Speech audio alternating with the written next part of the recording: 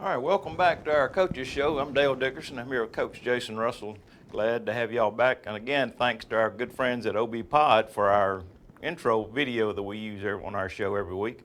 Well, Coach, you're 1-0, but I don't think you intended to be 1-0 the way you got to be 1-0. Yeah, it's a strange circumstance to start my tenure here, and but what can you say? You do everything you can to get your kids prepared, get them ready to go, and I felt like we did that. I felt like we were really excited. Felt like we were ready to play the game, and then 4:30 Thursday afternoon, we get the call. I've already said, the coaches. We have a coaches saying that's the hay's in the barn. We're ready to go, and get that call at 4:30 that afternoon that, hey, we're not going to get a chance to play. So really disappointing. I know the kids especially had to be disappointed. They put all that work in all summer long and everything, and then to have it kind of snatched away right at the last minute had to be disappointing. But they've got a big full season ahead of them to get that frustration out. Definitely. Well, one of the things, we played in the Jamboree, and I told the kids, I said, we don't know what this year holds. This year is much or more than any other.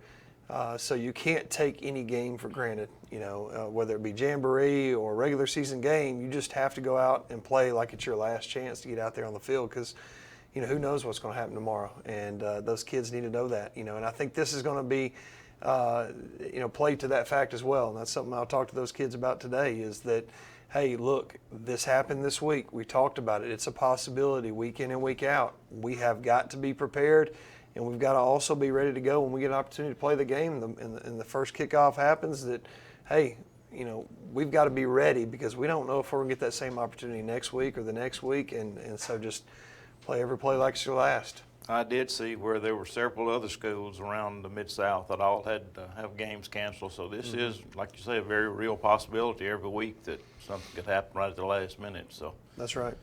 All right, let's talk a little bit about next week's opponent, St. George's. Absolutely.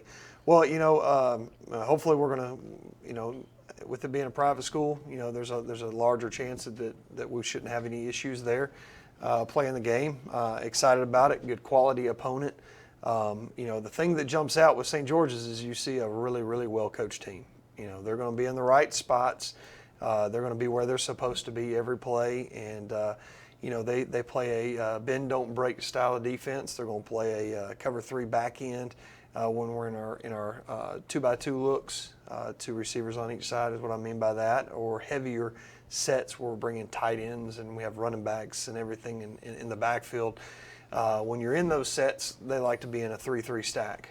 When you get into your trips looks, they like to roll one of those guys back and play a 2-high look. But again, everything they do is about keeping the offense in front of them, eliminating the big play. So what those teams do is they make you earn it. And so, the big thing we're going to have to work on this week is not shooting ourselves in our own foot, is making sure that we don't make the small mistakes that allows them to capitalize and then, ends a drive because we've had a self-inflicted error. Yeah, I was going to say just got to be patient and just get what they give you every time and do what you got to do.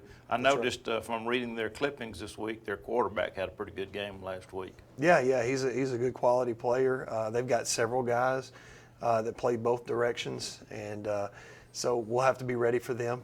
And again, they're going to be right where they're supposed to be.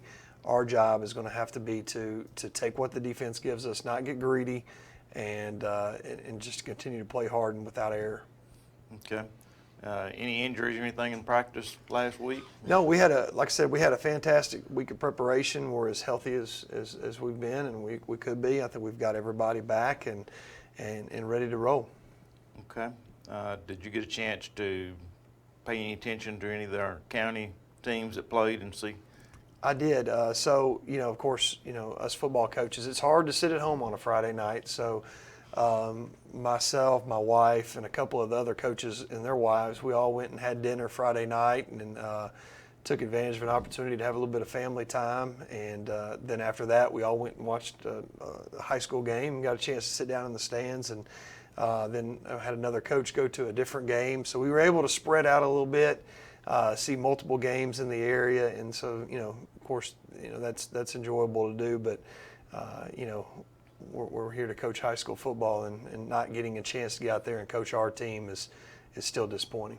Well, that's good. It's like you say, on a Friday night, if during football season, it's kind of unbelievable to be not going to your own game. It just doesn't happen. Once it starts, you feel like you're going to be at a football game every Friday night watching your kids play. And that's right. It's a strange situation to find yourself in. It is. It is. Like I said, it's nice to still a little family time, but you're here to coach football, and you want to be out there with your kids and have that opportunity. You only get 11 games in the regular season, and now we're down to 10, and you want every opportunity. You work so hard throughout the year with our off-season program and in our practices. Every opportunity to walk on that field is special, and that's what our kids need to know, that we don't need to take any of those for granted this year. Okay.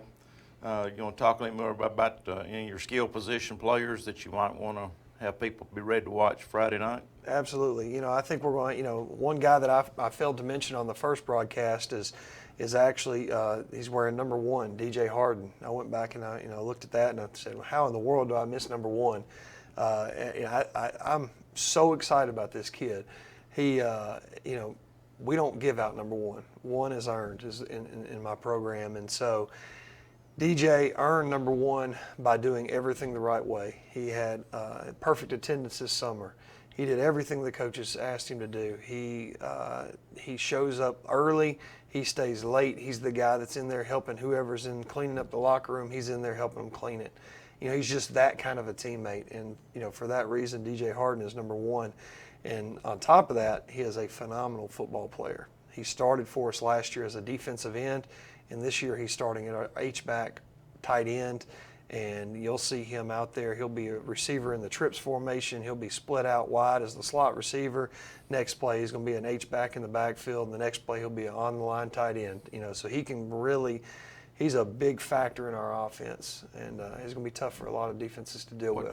How big a kid is DJ? DJ's 6'3". Everybody's a little short to me for some reason. I don't know how that happens. But I think he's 6'3" or 6'4". He's 215, 220. Good-sized kid, runs well, catches the football phenomenally. He does a great job adjusting the ball in the air. Good. Hopefully this year, changing positions might give him some more opportunities to go on to the next level to play. I think it's going to be hard for a lot of folks when they see him out there playing and what he's able to do and his skill set. I think it's going to be hard not to take notice. Okay. Have you got anybody else that might be having college offers at some point? Yeah, well, we've actually got a couple guys right now that already have received a couple offers. Keyshawn Sessom, comes to mind, our receiver. He got an offer, I know, from Northwest Community College, and as things go, you get an offer from Northwest, with their history and what they've been able to do in the games they've been winning lately. That's a big deal. So he's got an offer from those guys. I know Mason Holmes has several offers, including that Northwest offer, and we've got several other guys. I think they're going to have an opportunity to go play at the next level. And, with change of system, with change of offensive system, a lot of those guys are offensive guys, and they just have not seen them, prepare and play a, college-style offense, which is what we're running. So I think that'll help them a lot as far as the recruitment goes. Well, you and I were talking before the show about some of our former Keysters that have moved on to the pro level. So we've got, of course, KJ Wright's probably the most notable, but Absolutely. We've got Darren Bates, who's had a long career in the NFL, and I think he was recently with the Tennessee Titans. Okay. And Wynton McManus is trying to get a position with the Saints this year. So. Yeah. Well, I know Wynton is one that really sticks out. You talk about work ethic. I mean, it's fun to watch this guy work. He comes out there, he's out on Pool Field just as much as we are in the summer, and he'll come out there with his cones and his speaker, and he's out there. He'll come in kind of about the time we're getting done, and he's out there for hours and just working day in and day out. And I love it because you get to see, here's an NFL guy working as hard as he does, and our kids get to see what it takes as far as work ethic and training. And he's a great role model for those kids. He talks to our kids when he's out there, and so I hope it all works out for him. Well, that's goes along with that statement that goes along with Olive Branch football when we say OB pride. That pride goes along with watching our kids that are playing now but also watching the kids that have left, whether they're at the college level or the ones that are at the pro level, that it's really good for the kids growing up here to see how that progresses for them and what their opportunities are in the future. Yeah, certainly. You know, I think that our kids can see that.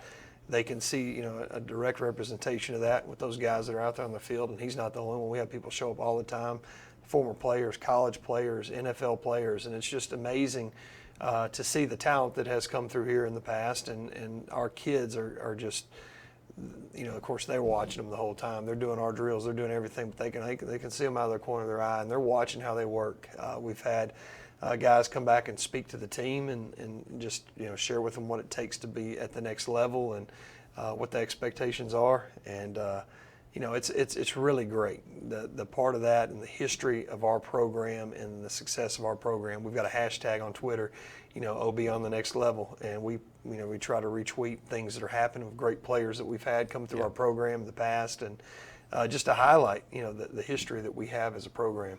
Okay. All right. Anything else you want to add about the game next week? Absolutely. You know, St. George is right up the street. It's in Collierville. Hopefully we have a ton of fans come out, watch us, come out, watch these guys. They've worked really, really hard to be ready to go for this game. And with last week being canceled, I know they're going to be amped up and excited. Come make that short drive and come watch us play. Well, I'm again encouraging everybody to come out and watch the away game, but I'm also encouraging everybody to go out and get your blue seats for the home games. Still got those up for sale at the high school. You can contact the school secretary and get those. We want to see you in the stands this Friday night and every Friday night. And I guess we'll wrap it up, Coach, for this week, and we'll see you next week. Thank y'all. Sounds great. Thank you.